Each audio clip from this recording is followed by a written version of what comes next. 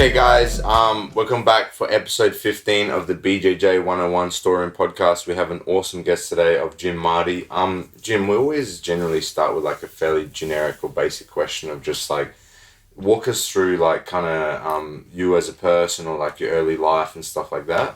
So a little bit of just a reflection of your life and what you've done and stuff like that, and then also where you were introduced to Brazilian Jiu-Jitsu. Oh, well, that's an easy one, really. Yeah. I was born in actually Kuwait, which Okay. is, my parents had moved there from the UK. Okay. And it was pretty middle of the desert, still run by the British at the time, but it was, we lived in a camp where all foreigners lived in the same place. Like an expat community. Yeah, and a police station at the front. Yeah. And I spent, I'd fly back and forth between there and the UK, but when I got introduced to martial arts was in the 70s, which is seems a long time ago now. And the main thing at the time was it was judo. Yeah. But suddenly there was karate coming along, and kung fu. In fact, Bruce Lee films were just starting, and I remember my first introduction was a movie with a guy called Billy Jack, and I'd never seen anything like it. And it was now I know it was Hapkido, but this guy was kicking everybody, and I was fascinated by it, and I decided needed to find somewhere to train, and we came across a Lebanese guy actually who taught karate, and I started doing karate. So I started martial arts at 13, and then Is this in Kuwait or in Kuwait? In Kuwait, and then I moved back to the UK mid 70s. Still did karate, and I did different kinds from Shotokan to Akushinkai, and in those days it was a rarity. So you felt pretty strong with it, etc. And I kept doing it for many years, and then later on moved to Australia. Yeah. So that was I moved here when I was 29. Yeah. And didn't do much to start with, but carried on training myself, and then eventually came across Kung Fu and trained in that, and I started teaching. Yeah. Okay. And then I came across this mixed martial arts. Okay.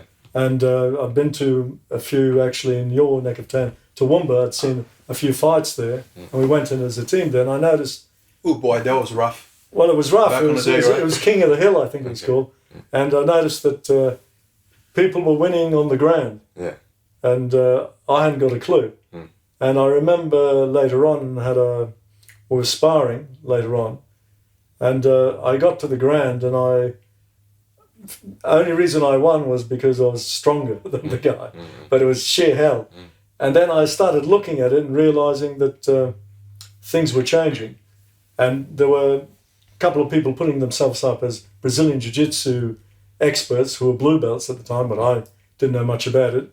And I looked around and I thought, well, you know what? I need to figure something out here. And by then I was 44, actually. Okay. And I remember I'm going to find authentic Brazilian Jiu-Jitsu. And it was pretty difficult in Brisbane. And I searched through, and there were a lot of blue belts teaching, purple belts. And I thought, no, we need a black belt to teach. And at that time, I didn't understand how long it would take. Yeah. And then I came across Eduardo, and I turned up on lunchtime. I think there were 4 people training. Yeah. And I started going. And it went from there. And then here I am 16 years later. Yeah. So that was the journey to Brazilian Jiu-Jitsu, if you like. Okay. Very interesting. So, how long was it when you started looking for Brazilian Jiu-Jitsu? How long until Eduardo or someone of a black belt level actually came into Australia, Brisbane? When I started looking, Eduardo was already here. Okay. And so literally he was the only one, I think, in Brisbane that had any accreditation, if you like. And I turned up, and it was not only welcoming, but it also, you learned humility very quickly, because even though I trained for years, I had no idea what to do. Yeah. And you'd freeze. You'd get to the ground and you'd think, and you started muscling. And I think for me it was harder than most people, because I'd done almost 30 years of other martial arts, and they're all straight to the point, hitting and stuff. And you had to learn completely to relax, and then that didn't take. I mean, I was, and Eduardo will tell you this. I wasn't his best student. It was more like it was slow progress for me, and there were times where you almost went backwards to go forwards. Yeah. But most of the time, I learned one thing: is that you always went back to basics and re-looked at what you were doing to move on. You know? At the time, Jim, just curious right now, in Kuwait at that time, there was any martial arts happening there? At the time, there was some judo, and there was Shotokan karate run under the Japanese Federation. And there were a couple of instructors. One was instructing the police and one was instructing the army. Okay. And I ended up an instructor from the police. And you know, my brother and I both did it at the time, and we were pretty good actually. So we were ended up training for free as time went by. Yeah, it was an eye opener for me. But you got pretty fit from it. That was the main thing. It was the. So I still look back and I think it was one of those things that pushed me into just training in general. Yeah. The fitness side is the most important, really. You realise that it's not just the skill, if you like, but it really keeps you fit. You're doing push-ups, you're running, you're doing a lot of exercise. Physical discipline of the martial art, And not so much karate, I would say to you, but there's a lot of humility when you do jiu-jitsu. Yeah. Because you realise the belt really, at the end of the day, doesn't mean that much. It's more your attitude, and you have to train, if you like, and you lose all the time. Yeah. You know, and that's where you learn, in fact. Whereas the other ones, you get promoted, you wear a belt, and everybody fears you almost. Yeah. And that's the kind of mentality. And you see that in some of the other martial arts, like Korean, etc., where it looks very fancy, but it's not very practical. No. Particularly in a constrained environment. And that's really the key to it. So we've talked about this stuff a little bit, but I think like probably most of the martial arts at some point in time were somewhat effective and somewhat realistic under whatever situation or violence that they came from. And we've talked about this a heap of times too. Is like the basis of most martial arts came from some type of warfare or violence. With Brazilian Jiu-Jitsu, it came from judo and other things that was for samurai warfare. Then it was taught to the Gracie family, and then they adapted it for street defense and street fight. And that's what they did. They did street fighting. They did real effective movements because they literally tested it in that way, and that's how they built on it. And I think we've also talked about this a little bit, but a lot of the some of the Oriental martial arts that were kind of like pushed into more of a business frame kind of lost that effectiveness because it wasn't practiced in that way anymore. And like you could make the same argument for jiu-jitsu and that happening now. 100%. Whereas like a lot of the more commercial gyms and things like that do practice jiu-jitsu don't practice it on the same level of effectiveness or self-defense aspect as it used to be practiced. And I'm not saying that's good or bad. It's just a natural progression as it goes towards that more sporty, like every inclusive lifestyle. For everybody lifestyle kind of activity. And yeah, it 100% loses a bit of effectiveness. I just think that's like an interesting thing to kind of. Yeah, so I mean, you know, for me, a lot of it when I look at it, and there's a lot of martial arts, particularly taekwondos. They're very modern. They're not like they didn't start as many years like the Japanese arts did, but. I think the key to it is that, like a lot of it was changed into a Western perspective where you get rewards. So if you even look at the Japanese, in the old days you'd get a white belt, a brown, and a black, whereas they decided to split it into 12 different belts to give encouragement to the West because we like giving medals to people, and that's the way we're taught to encourage people. Having said that, I think a lot of these one has to look at as sports more than anything. They're not really useful for combat for street fighting. And the truth of the matter is, when you do end up in a street fight, and unfortunately I have, you realise that it comes down to a couple of things: who can punch the fastest, and who ends up on the ground and starts kicking you from the top. So the discipline falls out the window because in a fight it's a melee. I reckon in most cases other than jiu-jitsu, you'd be better off to be a rugby player who can tackle people down to the ground and hopefully run fast and get away. But so it's a kind of, it gives you a false sense of, and particularly I think it gives kids a false sense of strength.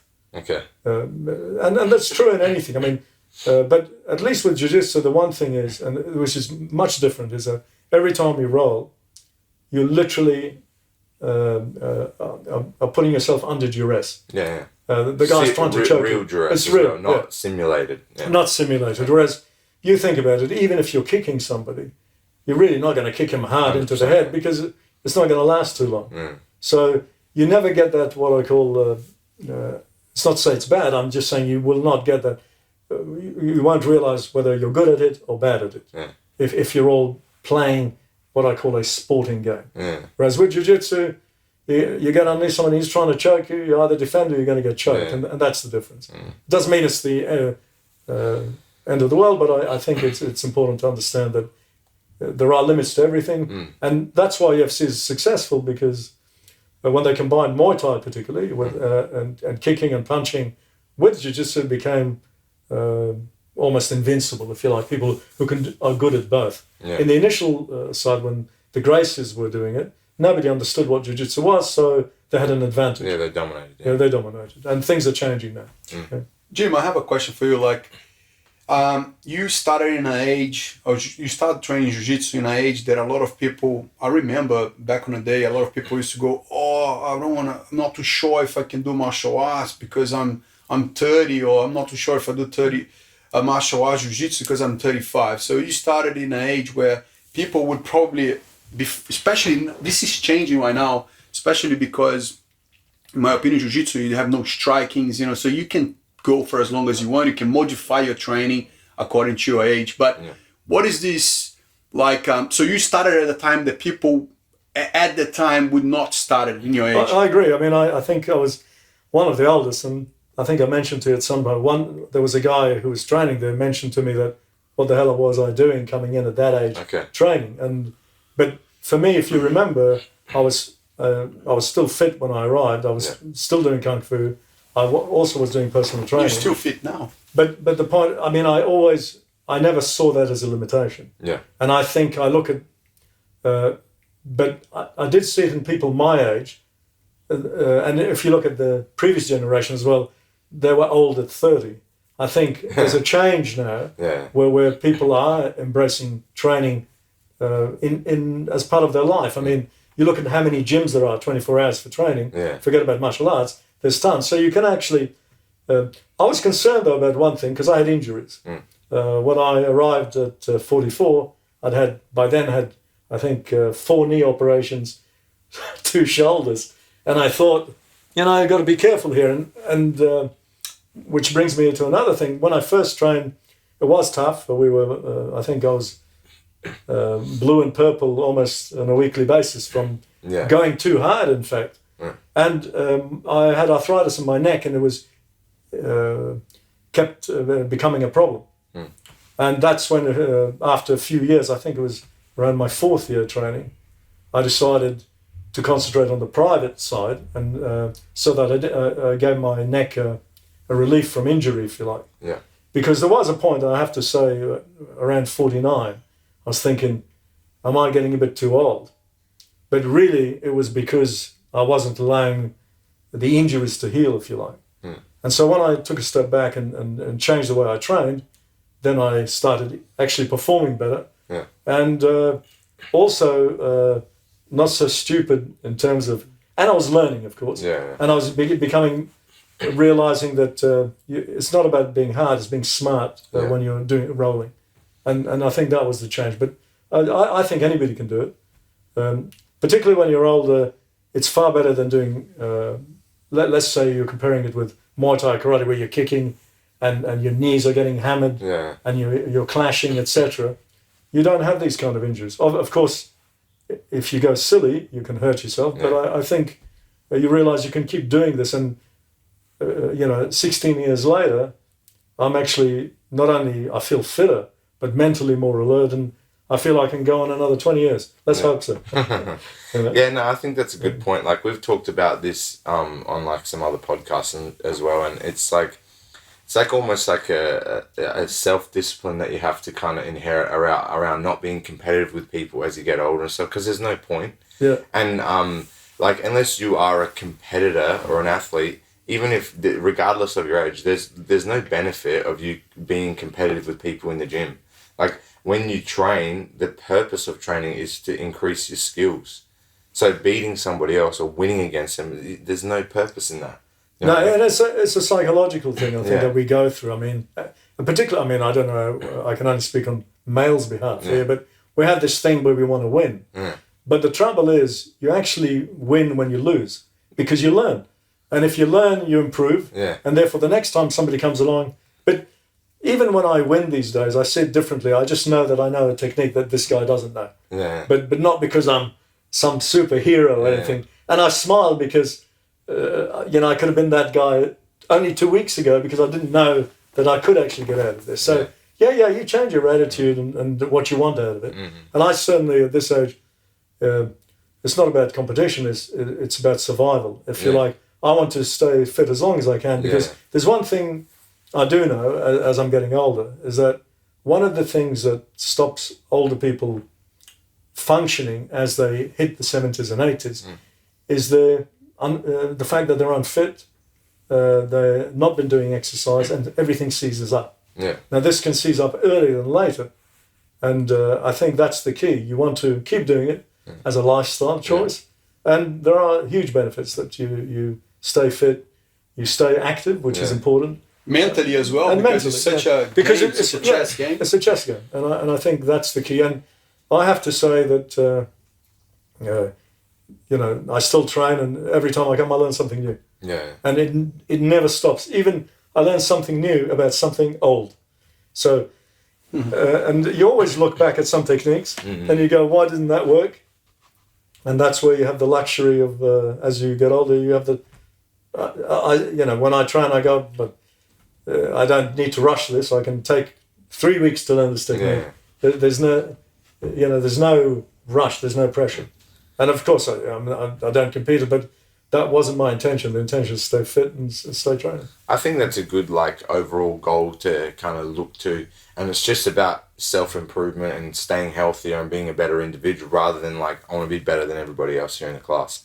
I talk about this in the classes when I teach a lot of the time. It's a lot of the time not beneficial for you to set goals against other people. Your goals shouldn't involve other human beings, because I want to beat that person, I want to beat this person, I want to achieve this, I want to achieve that. The problem is when you set your goals against another human being or thing, there's going to be up and downs. You're going to lose sometimes, they're going to win, you're going to get submitted, and people don't find a good steady incline in their goals. Whereas if you set technical goals or certain achievements that focus on you only, I don't want to get submitted this many times, I don't want to and it's about you rather than another person, you generally find more success. And you generally find that you're not going up and down in this chaotic kind of mental way where you're like, I'm worried about what happened with this person, that person. You're not comparing yourself towards other people as much. And I think the jiu-jitsu is quite an interesting one, because everybody, and this is from looking at people, everybody's progress is different. Yeah. At different times. I mean, we can take your case, Anton. I mean, we saw you as a youngster coming to training. We're going, Jesus, if this guy learns more techniques, it's going to be very difficult. Yeah. But the progress, some people's brain just works differently, and it's nothing to do with age. Yeah. We've had people who training 8 years, 9 years, and you think they're not going to, they still haven't got it. They're still doing the same things. And then some people just pick it up. Straight away, But then, a few years later, they hit a plateau. Yeah. And this is, jiu-jitsu is one of these that it's all about you. Yeah. And I the way I think about it, even if you get submitted, and this is the more experience you get, you want to figure out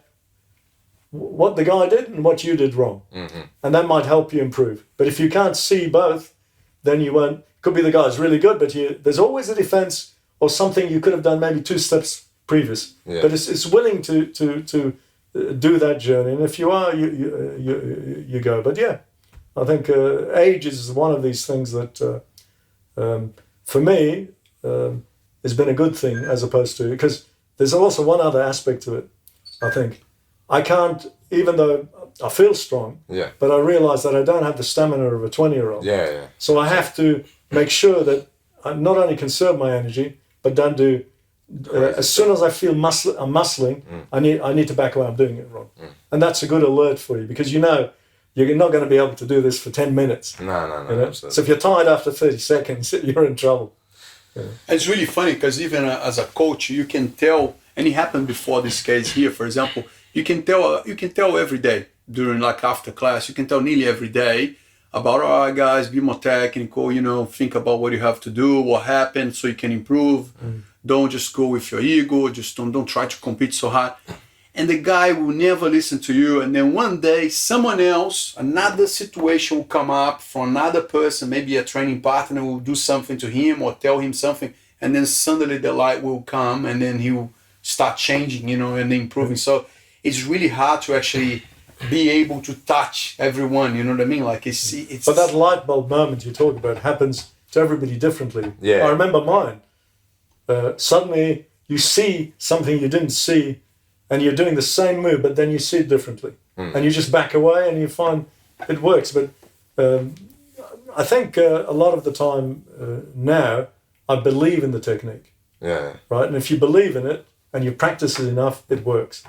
It's when you don't practice something and you just haven't really studied it and you give up. And that's where the difference is. So, but as you get older, there's no pressure. I never feel pressure training.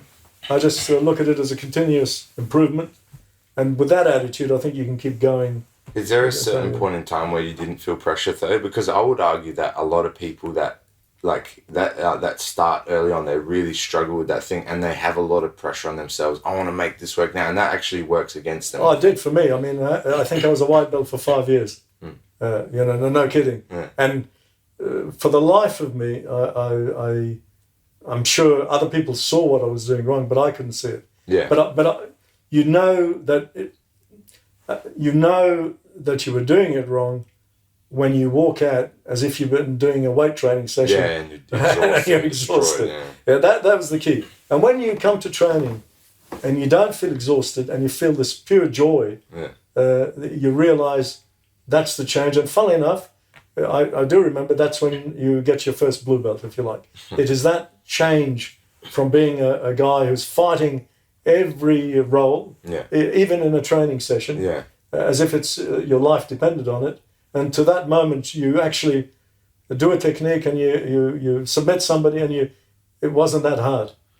But it's when you do that transition, that first one. The transition of being like animalistic, emotional, and it just becomes a game and you're patient and I think that's actually an interesting thing to kind of point out. Like, like this like spastic, aggressive, exactly, jagged movement and aggression where there's no real awareness of what you're doing or how you're moving or why, to some amount of consciousness to go, all right, I need to apply this technique or I need to apply this technique. That's something that you can like really connect with that next level of jiu-jitsu, and then there's different changes. It is, and then I mean the progression was from aggression to a bit more calm and feeling more spatially aware, if you like, of what the other person's doing.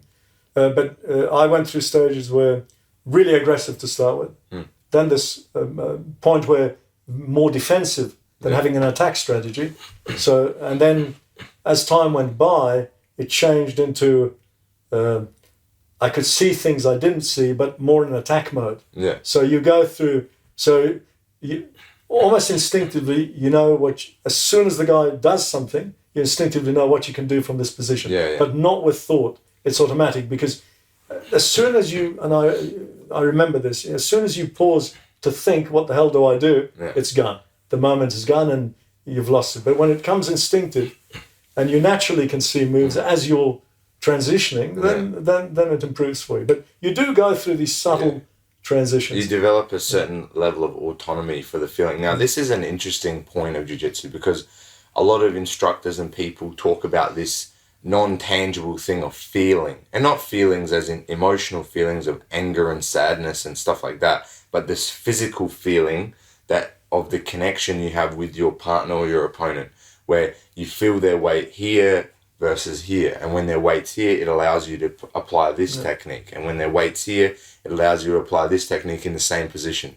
And I would argue this, in my opinion, again, this is one of the harder skills to kind of inherit and get good at, because it requires a level of composure. It requires a level of self-awareness to be composed enough in the situation that you can actually anticipate and also be patient enough to recognize where things are without wanting to do things straight away and right now. And I'm going to force the situation. You can't force something that involves another human being. You have to capitalize on the situations as they present themselves. And to get good at that skill, you have to work on it actively. And to work on a skill like that, that's so live and so, like similar to like a conversation that we're having right now, where you say something and I respond to what you've said after I've listened to it, where you actually there's so many intricates, like there's so many intricacies, but you just have to have the patience to allow these things to occur and then capitalize on them when they're there, rather than trying to force them or try to make them happen. That like muscular resistance you have of trying to force and make things happen, whether it's a conversation, you know what I mean? Like when you're trying to have a conversation with someone that's a dry, there's no, you're like, oh, so, how was the weather? And it doesn't work out. Like that's the same type of problem you have when you try to force muscularly in jiu-jitsu, rather than allowing it to occur and then capitalizing on it. And again, the more you do it, you realize when you, because sometimes you do muscle, absolutely, but then you back off when you realize it's going nowhere. And it destroys your ego. That's, I think, is so hard, because right at the beginning you're not prepared to have. It destroys your ego in a way where, like, man, everything you're doing to now is shit. All right, to have this feeling, this sensation, you have to stop going. Like, but even you recognize it now. So for example, it's a deeper level of introspection, like this level of understanding. Yeah, you can. And in fact, as soon as so you do something, you feel the guy's weight's moved. And so you do something, and then you find, no, his weight's actually still heavy. Yeah. You back off. Yeah. But in the old days, you might just grab and then try and force the move. Yeah. But the problem is with forcing the move, it's going to come down to how strong you are versus him. Yeah. But if he's sitting on top of you and he weighs the similar weight, most likely you're going to lose. But even if you win, you're going to be exhausted. Mm. Yeah. So the key to it, I think, in jiu-jitsu, this, my opinion, is that whatever you do, as soon as you find that resistance that you weren't expecting, you need to let go. And when you learn to do that and transition, then you can move on. Yeah, look for another path. Then you train jiu-jitsu. Yeah, absolutely. Then you are. Simple as that. Otherwise you start training jiu-jitsu. Exactly. Yeah. But it's easy to say.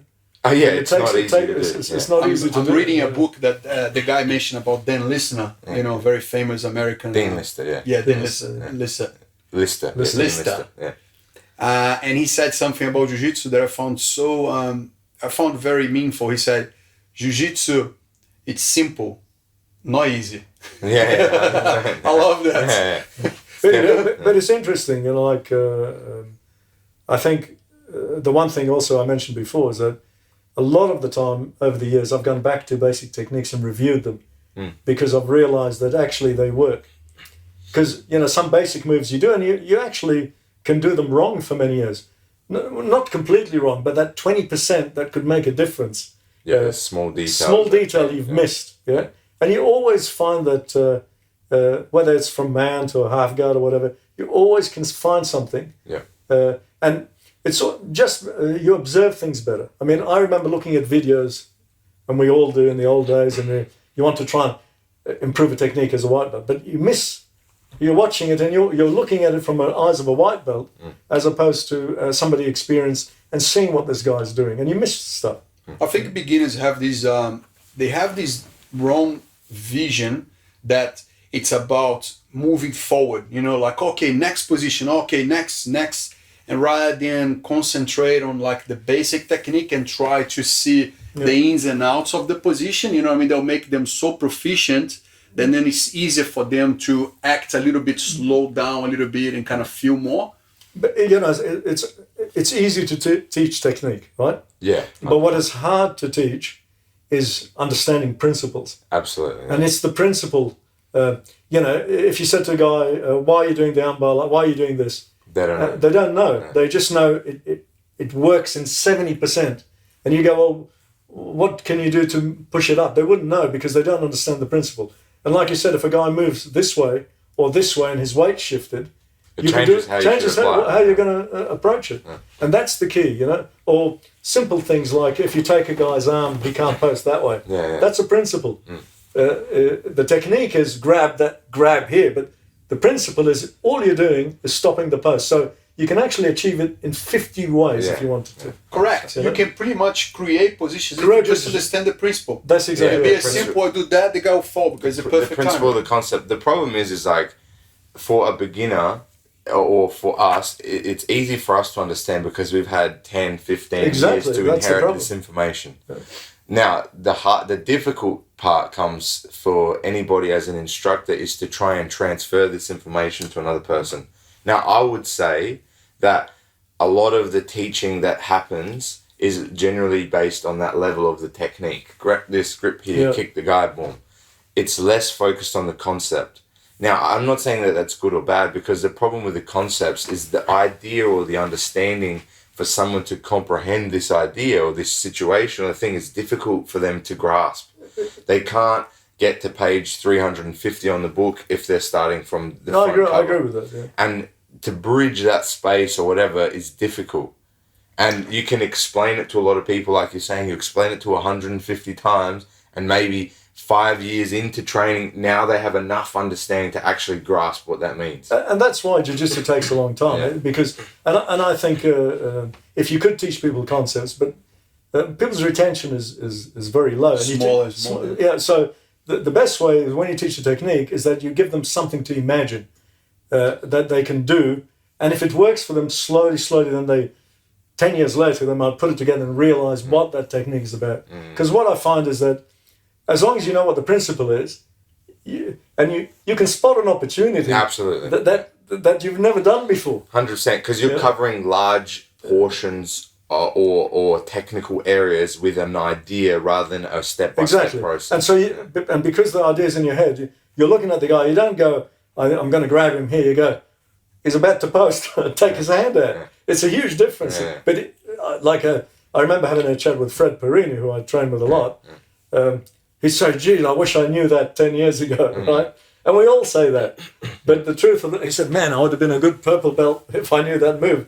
Problem is, if you could have understood it, then you would have done. But that's not the case. It takes this long. Yeah. That's a challenge for people, though. People always want to fast track their understanding or their belief in things, and a lot of the time without doing the work, and that's why they don't get the understanding. I still personally, I feel that the formula for people that are starting is to go principles, concepts, but about a very reduced amount of positions, very basic. I agree with that. For me, that's the key formula to make great guys, because they have these base strong, they will become amazing jiu-jitsu guys. But people are impatient. I mean, people, and not only that, you think about this, let's take jiu-jitsu now in Australia. Many clubs, YouTube has got thousands of moves, some work, some don't, but they're thousands. So you get a guy who comes in, first time, sees it, and he loses. Every roll he loses. So he goes, "Man, I want to improve myself, and I want it quick," right? Because, I'm a fit guy, I do other sport. So they look at YouTube and they try and memorize it, and they come back. And then they lose again.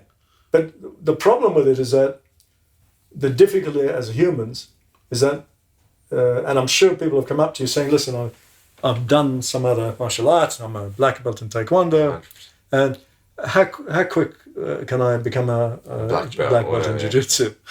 And that's the problem with it. People want, in these days, instant gratification 100%. and improvement.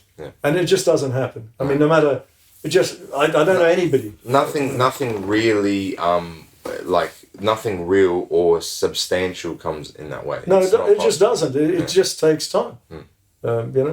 It's like somebody coming to even just to the gym and saying, "Listen, I want to look like Mr. Universe in a month. Can you do it for me? Yeah. You go, no.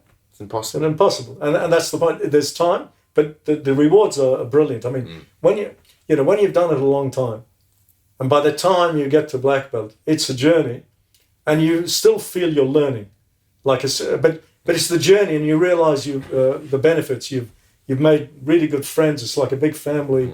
There's a lot of benefits that you don't see when you first come through that door, and it's one of these things. But if people persist and realize there's always a light at the end of the tunnel, as long as you put in the effort, then you will get the black belt if that's your goal. But by the time you get to it, that's not the goal. Yeah, by the time you get to it, you won a lot of things. Yeah, man. All these invisible things that you didn't even think about start to be added to your life that you didn't even consider. That they change in so many different ways.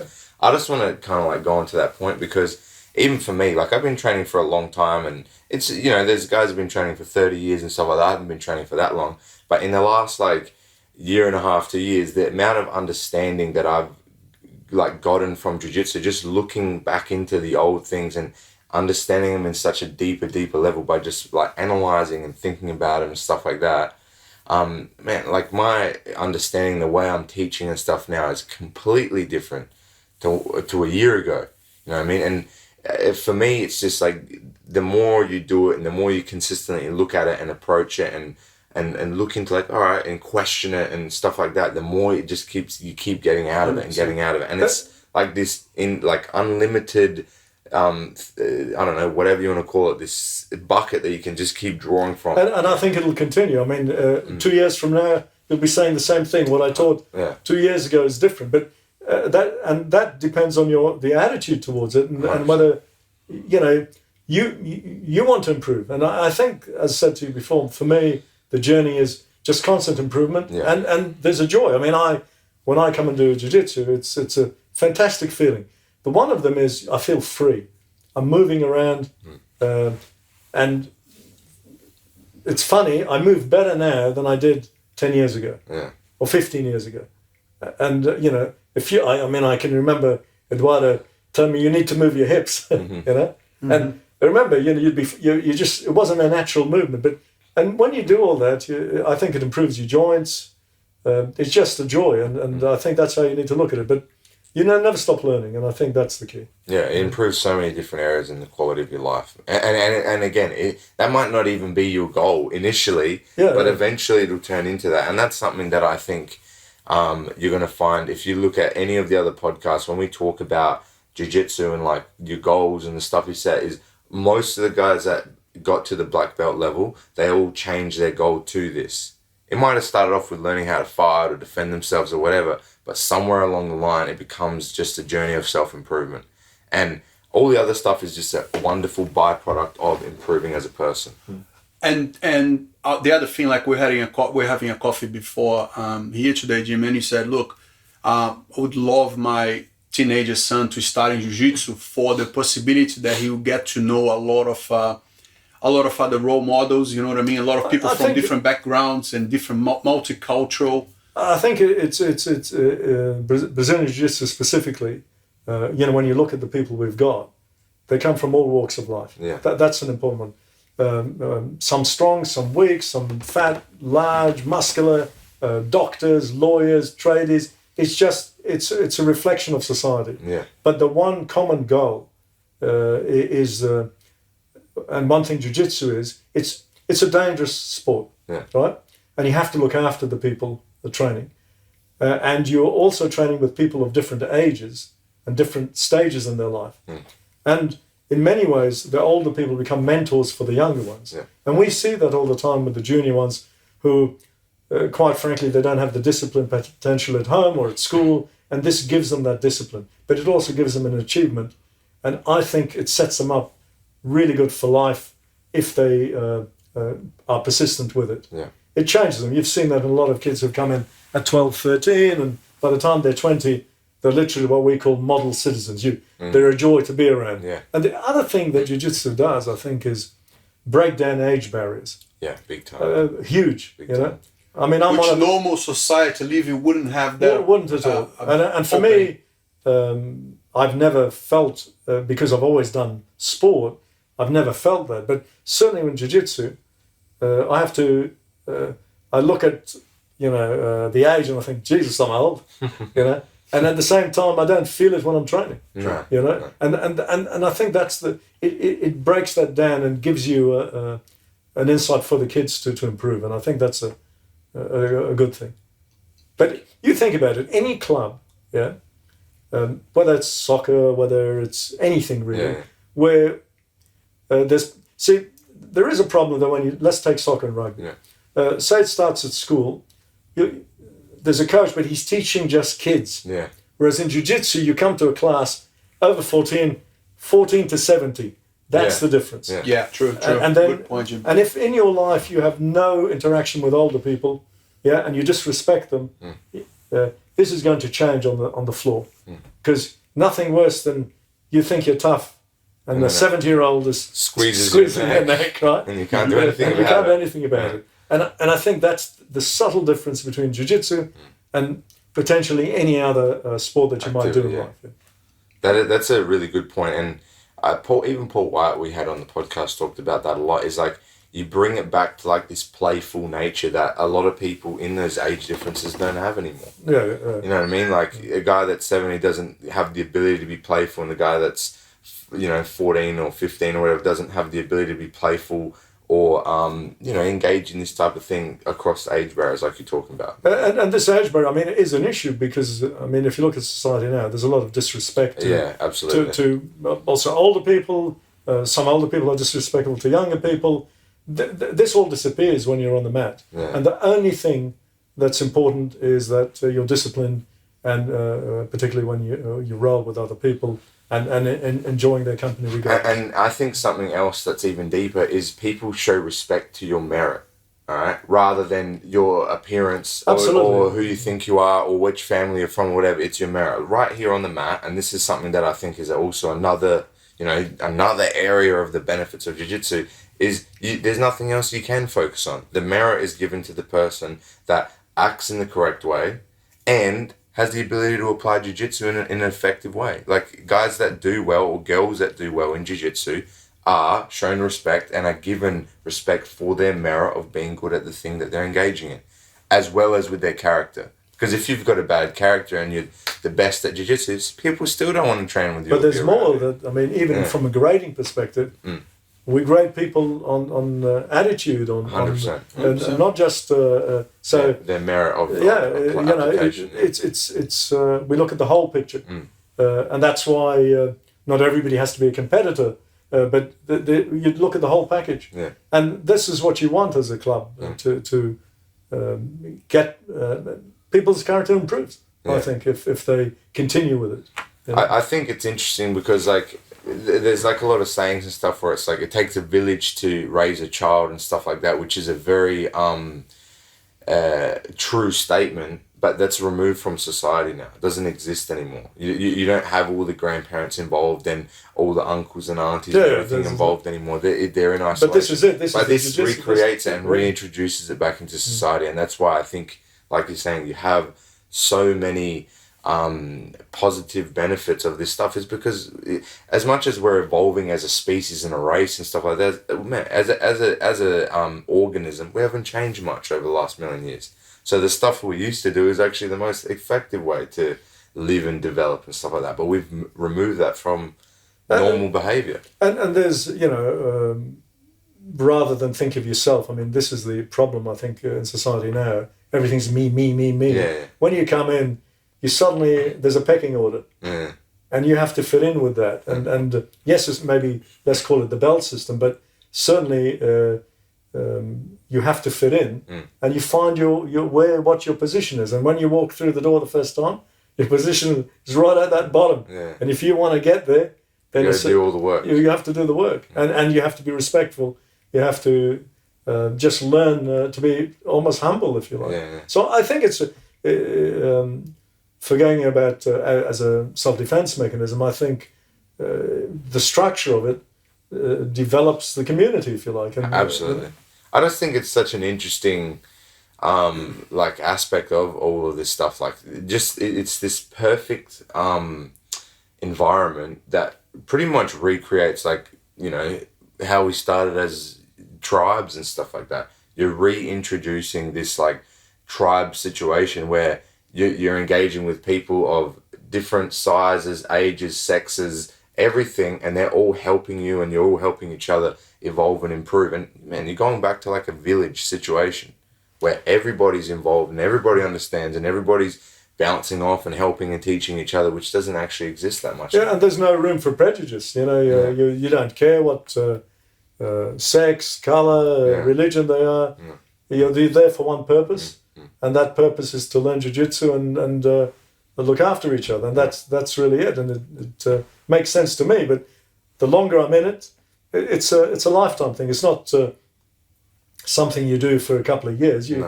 But it's a great thing to have in your life, in my opinion. Absolutely. And I don't know anybody who's I mean, of course, you get the people who do 1 year and 2 years and quit. But the ones who've done more than 5, let's say, realize the benefits. And the ones who do 5, you know they're going to stay. Very rarely, unless there's a tragic situation or whatever. But the ones who stay are in it for life. And what we find is that in most cases, they're nice people to be around. Yeah, absolutely. You know? 100%. I can say that with authority. I think with the club, we've seen people come and go, but in general, if you've known them for a long time and they've persisted, regardless, they'll change the way they think as well, which is important. Jim, I want to bring it up something very. We know each other for a long time, you know what I mean, from jiu-jitsu, but you have IT and designing background, and mathematician as well, which is an amazing combination, you know. Well, it's been useful. On the same person, definitely very useful. And you've been like an advisor in many situations, good and bad, and doing a lot of the design work for Garra as well.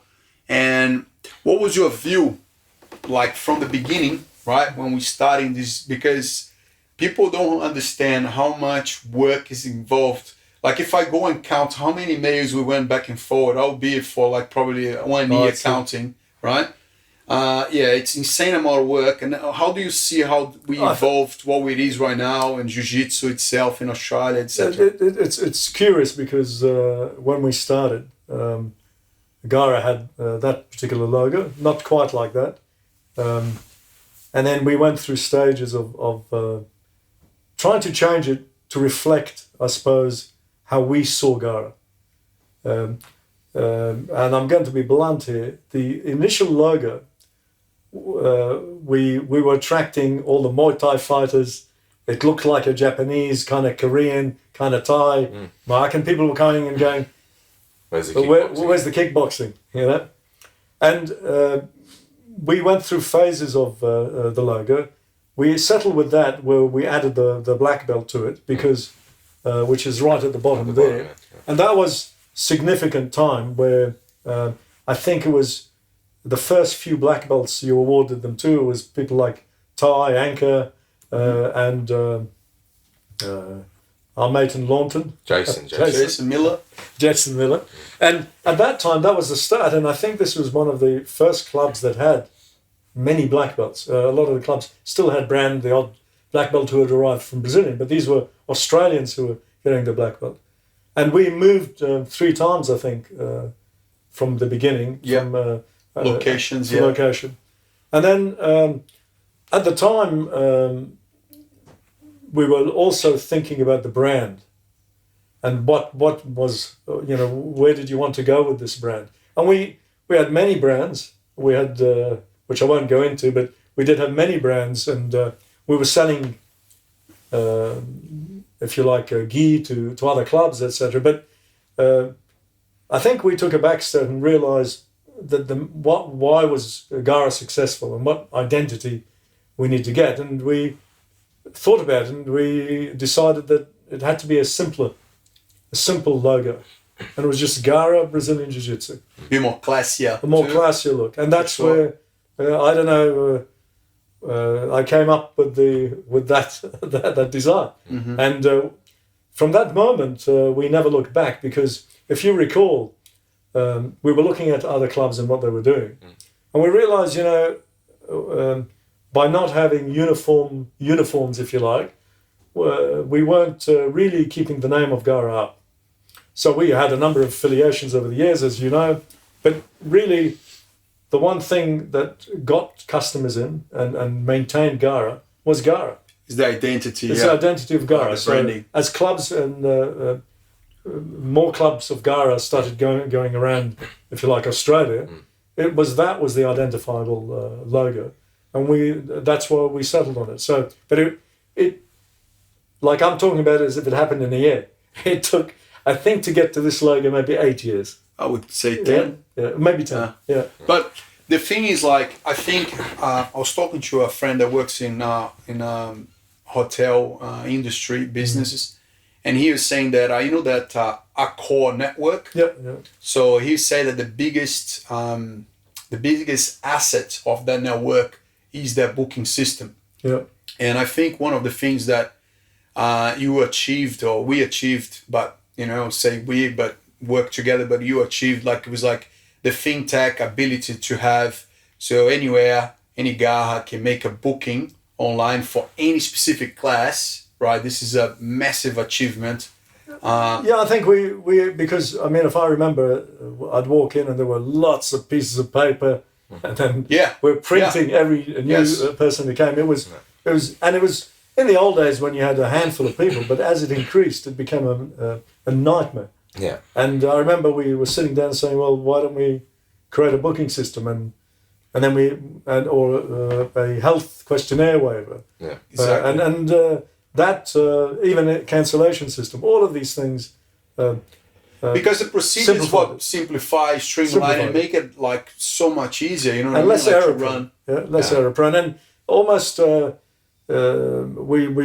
didn't have to have thousands of emails coming in answering each one individually. We can say, look, here's the procedure, and it made everything much easier. I think it step-by-step process. Yeah. For people. So it's just an amazing growth. You know what I mean? Because that's a lot of work involved. It didn't happen overnight. Have to think we about went through these phases. ideas. But the first phase is always a manual one because when you don't have the number of people, but when you look at the number of clubs now, you couldn't do it any other way than automated. Especially with the number of students everyone's getting. And then, of course, during that time, this is funny, but there weren't iPhones when we started. No. Now there are. So things change, even the timetable has changed. It's now fits on your iPhone, which it didn't before. So we've tried to embrace it, and lucky for me, I do IT, so it was an easy. And it's funny when you do something you like, and you combine it with the work that you do. It's a joy to do it. I mean, we've had many evenings where we've sat there trying to come up with ideas for things. Even including the BJJ101. Yeah. Trying to come up with something, and then, but it's enjoyable when you can combine, and I'm lucky in that sense that I can do that. It's. I consider myself very lucky too. But it's one of these, and this is if you think of jiu-jitsu, and you think of all the contacts we've made, they're all walks of life, and they've been very helpful. From people who've helped with plumbing to people who've helped. In many aspects. Yeah. And I think this is the key that people don't realise. It opens your... even if you didn't... there would have been somebody in IT who came and joined Jiu-Jitsu who would have been able to help you at some point. Mm-hmm. This is the nature of it. And I think that's why we're lucky to be doing Jiu-Jitsu, if you like. It opens up these avenues. And I think, yes, it's been useful for me as well as you. But sure. It's as I said, it's when you're doing something you enjoy, and you can combine it with something else. It's great. So.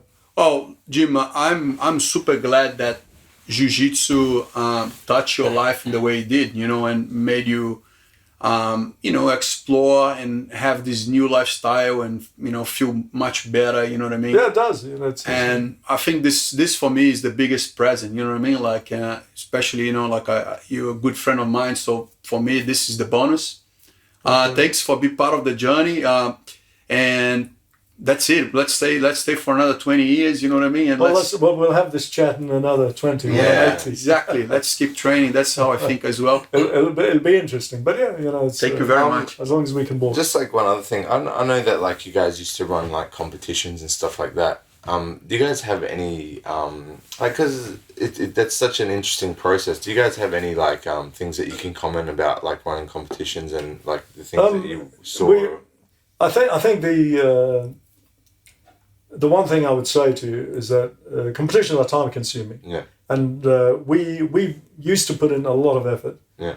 But it's a kind of you and there are people who run a lot of competitions now. Yeah. But the question you have to ask yourself, and I think is that why are you doing it and what's the purpose, right? As the person competing or running the competition? If you're running the competition, as competing, we know why. I mean, I think you can talk about that at length. But from running the competitions, I think for us, it was such a diversion of effort and a lot of effort, particularly when we're trying to build up the club at the time. And you're getting mats in, you're doing the massive process. It's a massive process, and and a lot of people do it now because it's not because of any altruistic reason. They do it because there's money in it. Yeah. When we started, we looked at it as a more promotional for the club. We wanted to get our guys known, etc. And we had good fighters. Tony Teresi was one. And when you arrived, I don't think we were running any. No. But I think, and literally, I think it's a lot of effort. Yeah. And I think it was better to concentrate on building the club, in my opinion. It's something that, would one do it again? I'm not so sure. There's always an opportunity, but it is being dedicated, And we did affiliate once with the Abu Dhabi at some point, but it's just a lot of effort. And it's like it's not only like on the day, like it's much like the registration, the program to run, that people want to change. People want to change their weight division. One guy said he signed up, he didn't, but he want to get. It's so many like little. And then you remember I used to do the sand. I used to do the videos. We'd play promotional material during. It was a lot of effort and if you're looking at it from a financial perspective, wasn't worth it.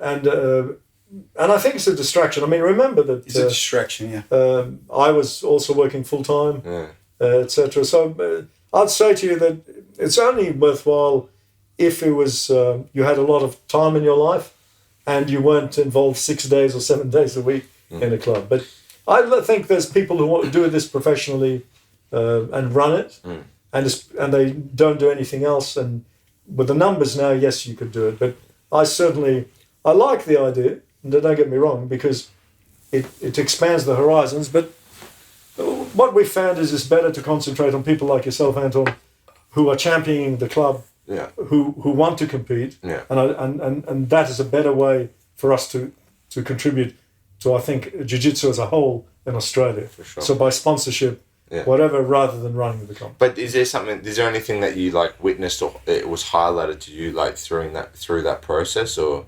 of setting up these competitions and allowing them to compete and giving them a platform? Because like I'll talk with Lucas, who we've talked to before, and he's a brown belt here, and he does a lot of refereeing at a lot of different comps, and in his opinion, like as jiu-jitsu is getting more popular and all this stuff, and particularly in the white belt area, where people are like kind of like tourist type approach to jiu-jitsu, like, oh, I'm just gonna do it and I want to compete, and it's getting even more reckless and crazy with the types of injuries that are happening. Yeah, look, I'm not surprised. Yeah. I mean, when you think about it, I think it comes down to like I think the bodies that are organizing jiu-jitsu, okay, they can do a lot more, to be honest. Yeah. But they like, for example, on financial return. So, for example, in my opinion, they would be super easy to resolve this problem. They should do an online induction that the person is obligated to watch the rules before they sign up. As the bare minimum. Before they sign in. because this is something that he's doing a lot of refereeing and stuff like that. Particularly as it's getting more popular, and particularly as certain types of competitions are getting more popular, like submission only things, where they're allowing even more submissions and even more options of attack. The amount of injury that's happening is more. But also the amount of time that people train before they actually attend. Because in Brazil, if you ask back on the day, can I come to the competition? The guy go, look, give 6 months. Yeah. Right now, people say, oh no, give it a go. You're going to get experience. The guy has 20 days of jiu-jitsu. But this is the point I was going to make. If you're a white belt, you really should be competing, with 3 months experience or 2 months. Yeah. It's too dangerous. Too dangerous not for yourself, but for the other people. And if you're trying to do this for life, you could injure yourself quite seriously. Yeah. But there are a lot of ones that are grappling where there's no belt, no experience. You can just turn up on the day. Yeah. And I remember it from Toowoomba days, before even the popularity now. People would turn up just out of the pub, just about, putting some shorts on and giving it a go. But the problem is with that is that this is no longer a competition or sport. This is a brawl and injury prone. And people don't understand, like, for example, some organizations allowing heel hook for beginners, right? The problem that people don't understand is that it's not how to perform the move. The move is actually super easy, right? The problem is to defend the move. Like, if the person doesn't know how to defend or has a reaction that goes against the move, the defense, they're screwed, what I mean? They're going to get badly injured. I think it's more like the fact that particularly with certain positions on the legs and things like that, is the window in time you have to tap safely is much very smaller. And that's the bigger issue. It's not for the person applying the technique. The application is too dangerous. It's not that fact. It's the fact that when you're a beginner, you don't understand your body as well as you would as somebody that has 10 years of experience. You might overdo it. You might rip the guy's tendons off. Yeah, you might be too aggressive with the movement, or you might be like, I don't want to tap, but during that time that you don't want to tap, because you don't have the same awareness of your own body, you end up injuring yourself because you're not willing to tap in a situation where you should be tapping immediately. And I think this is a common misconception. People are like, heel hooks are too dangerous. No, do you know what's too dangerous? People are too dangerous, and they don't understand what's going on. And because they don't understand what's going on, just like we don't allow 12-year-old kids to drive a car because it's too dangerous, we don't allow people with little experience of damaging movements to apply them on other people. Sure. And that's more the problem. The problem is not the fact that it's too dangerous and you need to stop it, because no. This is for everyone's safety, man. Your safety and their safety. But you don't give guns to 15-year-old kids because there's a problem with that. You don't allow 12-year-old kids to drive a car on their own because there's a problem, there's an issue with that. They don't have the ability yet to do that in a safe way. And it's no different than... And I think, the one thing I observe now compared to 15 years, there's so many competitions. Like so many, everywhere. Yeah. And I think competitions need to be meaningful, that lead to something. Yeah. And so I always think that they need to be part of a bigger organisation that actually is recognised. Because if you don't, then every Tom, Dick and Harry runs a comp, gives a... no different to boxing in an RSL where they're having a fight and people are watching it having beers. I think if you really want to compete, you need to have a target on the world kind of affiliation, regardless of what it is. I'm not mentioning any particular names, but it just needs to have a purpose. But when you have tons and tons and it's all about prestige, because everybody knows each other here, I don't think it's worth it. I think there's too many. But see, that's where the interest... It's more about the financial interest. I agree. The finance, if, for example, because if some organization comes and say, look, we prefer people to have 3 or 6 months of experience prior attending, they're reducing their own revenue, you know what I mean? Yeah, true, I agree. And unfortunately, I don't think they're prepared to do that, So. But I think as time goes by, you'd think it'd be the opposite. There's more clubs, more people doing jiu-jitsu, therefore you can afford to... It's super sad for me to see that there are a lot of great jiu-jitsu fighters had to go to MMA because they're in their peak of their career. They don't want to run a gym. They want to be jiu-jitsu professional athletes. And they had to migrate to MMA just because they need money to pay bills. They want to have a child. They want to have a family. and that's pure lack of interest from organizations to make the payments and rewards. You know what I mean? Like it should have in any. They don't care about rewarding the athlete in a lot of situations. Man, even the UFC had the same problem. Like the amount of money that the athletes are earning compared to the organization and the people running the organization is insane. And jiu-jitsu is the same, and it's gotten better compared to even a couple of years ago, but it still needs to continue going in that direction, and I think it will. I think it will continue. It needs to, but you think about jiu-jitsu compared to any other Olympic sport, if you like. Yeah. They get the recognition, etc. I mean, jiu-jitsu is not in that same as soccer, for example, whatever. 100%. And it's only when you get it recognized as a not a like a niche sport, then mainstream. Then it needs to be mainstream. But people like Abu Dhabi tried to do that with it, but that's one of the few places. On the other hand, there's lots of other competitions in Brazil and in the United States, but they kind of, again, it's like I call it unprofessional competitions. They're not. They're not earning a living from doing it. So I think professional black belts, like in competitions, like worlds competition, like Pan American, big competitions, they should get some prize money. Oh, I agree. I agree. I agree. They do the show. You know what I mean? Like I agree. People selling TV rights. The target is flow grapplings. You'll only get that when they're televised. When there's more people watching it.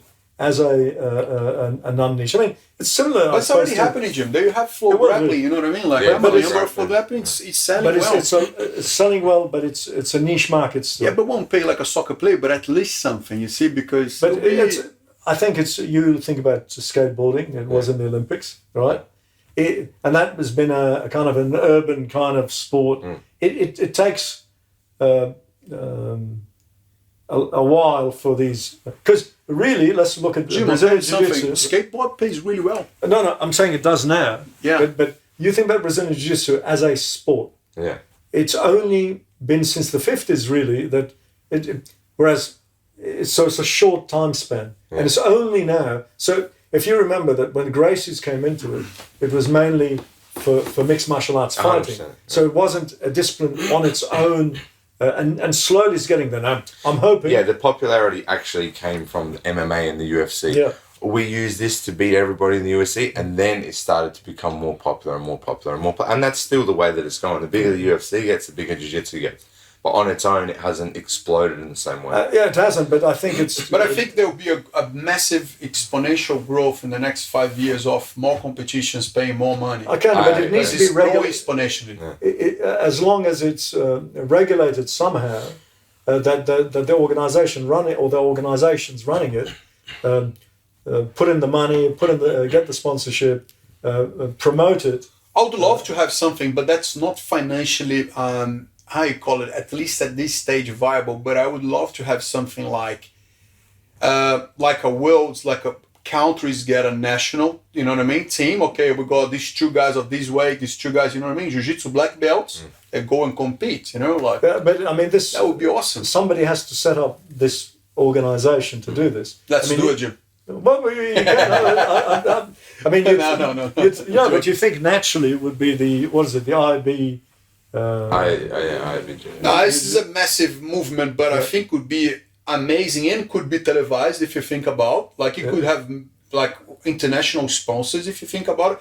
That would be a great way to bring because countries now have each country has their own main athletes. You know what I mean? So we have a lot of rights of people purchasing, etc. You know, so yeah. I mean, it could be. It's just that at the moment there's a few different organisations trying to do it. So I would probably say the main two that are actually giving financial give back in some aspect would be the AJP tour, which has changed. It's no longer the UAEJJ, it's the AJP,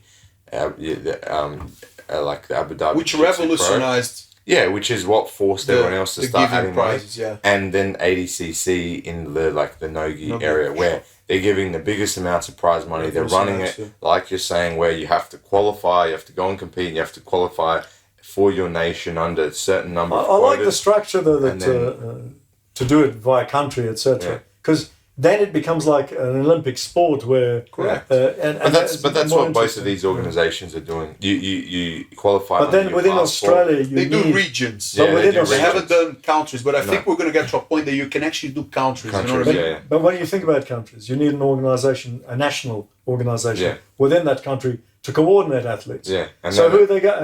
That doesn't exist. Doesn't exist. Doesn't exist. Right? Like because jiu-jitsu is so like commercial and like capitalized kind of situation. It's everyone's just building their own businesses and then exactly. There's no interest. And who's going to choose? I mean, who's going to choose the competitors? You know, like this is another problem. There's no coordinated ladder, if you like, of athletes. It's just we choose these athletes. These are the ones that earn whatever they earn. Yeah. Well, Abu Dhabi, like AJP2 does that, but they do like regions, like we said before. No, AJP does more. It does do regions. It does like Oceania and stuff like that. They do regions, but eventually they could perhaps move into. But the representation needs to be within each country. But they do the qualifiers, Jim. They have qualifiers in different countries. Same with ADCC. They control. Like Oceania and here. So it's what we're saying is that there's an improvement. Yeah. In terms of it. And I think in the next 5 years it'll be huge, Jim. I think it'll be. But as I said, I think a lot of these, what I call side competitions, will disappear. They become meaningless. I mean, why would you go and compete in Bundaberg or Rockhampton for the competition that nobody recognizes? Yeah, unless you're a local. Well, I think they're still going to have the amateur. I think you have. I agree. Look, I agree. Scenarios here too, you know. I agree, but I do think he's right though. I think some of these major ones that are not willing to provide the same opportunities of finances and stuff will drop off. Whether it's a grappling tournament, whether it's a jiu-jitsu tournament, there's so many in the market right now, and I think gyms will have similar situations as well. If you're a jiu-jitsu gym, as it gets more and more popular, if you don't have a certain standard or level, you're going to struggle because there's so much available. So if you're not one of the better people in the situation, your gym's going to suffer.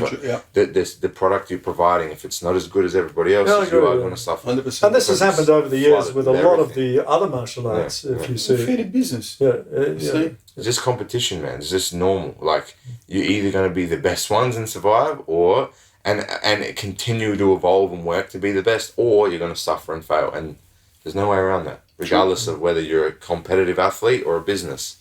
That's the situation. That's the climate. Yeah. I mean, it's changed a lot. Like when we started, there weren't many, and now, it's evolving. I think it's a good thing. I mean, it is. Although, as you know, I think the particular area we have to be careful of is the white belt area. That's all. Yeah. Because that's where the danger zone is. Yeah. 100%. Yeah, particularly for competition. Absolutely. Yeah, but so I think there's hope. It's looking better. Mm-hmm. But as I said, we wouldn't like. You asked me whether we did. I don't think so. We did our bit at the time, and we got other things to do, I suppose. Awesome. Well, Jim, thank you very much for your time. My pleasure. I appreciate it. Thanks for the chat. I think it was very illustrated a lot, you know what I mean? Your angles and your vision, your experience as well in Jiu-Jitsu. Terrific achievement to have you here with us, you know what I mean? And value a lot your friendship, man. Good black belts as well, you know what I mean, from the club. It's good. I mean, awesome. Hopefully, as I said, in 20 years we'll be sitting here again. Different studio, well, you never know. They're very, very appreciative, Jim. Thanks so much. You've always helped with so many different things, and always contributed to, whether it's BJJ101 or Gaha or anything. So very much appreciate it. Pleasure, mate. Thanks so much. All right.